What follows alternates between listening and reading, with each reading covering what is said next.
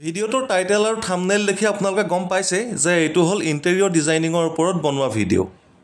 যেনেদৰে লিখা আছে যে একেবাৰে মিনিমাম 80 টকাৰ পৰা আপোনালোকে নিজৰ ঘৰখন ধুনীয়াকৈ সজাই ল'ব পাৰিব।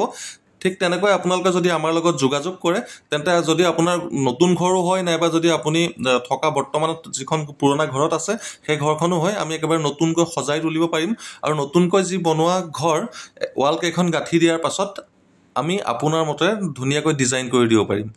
এতিয়া আপোনালোক যিটো ভিডিঅ' দেখাই আছোঁ এই ভিডিঅ'টোত এই দৃশ্যটো হৈছে ৱাল কেইখন আপোনালোকে চাওক। আমি ইয়াত লোভাৰ্ছ ইউজ কৰিছোঁ। এই ঘৰখনৰ সমস্যাটো হৈছে সমস্যাটো আচলতে আজিকালি যিবিলাক 10 বছৰমান হৈ গৈছে ঘৰ সেই প্ৰত্যেকখন ঘৰতে হয় যে ৰংবিলাক প্লাষ্টাৰৰ সৈতে ওপৰলৈ উঠি আহে আৰু তাৰ কোনো ধৰণৰ ট্ৰিটমেণ্ট নাই। আপোনালোকে একেবাৰে প্লাষ্টাৰ ভাঙি নতুনকৈ যদি প্লাষ্টাৰ কৰে সেই কিন্তু ফাংগাছ ইনফেকশ্যনটোৰ পৰা কেতিয়াও আপোনালোকে ৰেহাই নাপায়। আকৌ সেই খহি পৰিবলৈ বা ফুলি আহিবলৈ আৰম্ভ কৰে। আমি ইয়াত পলিগ্ৰেনাইট এনেকৈ চাওক পলিগ্ৰেনাইট লগাই এনেকৈ গল্ডেন ফিনিচিং দি পেলাই এখন ঘৰ সম্পূৰ্ণ এখন ঘৰৰ কাম কৰিছিলোঁ আৰু তাৰ অকণমান দৃশ্যাংশ দেখুৱাবলৈ যত্ন কৰিছোঁ।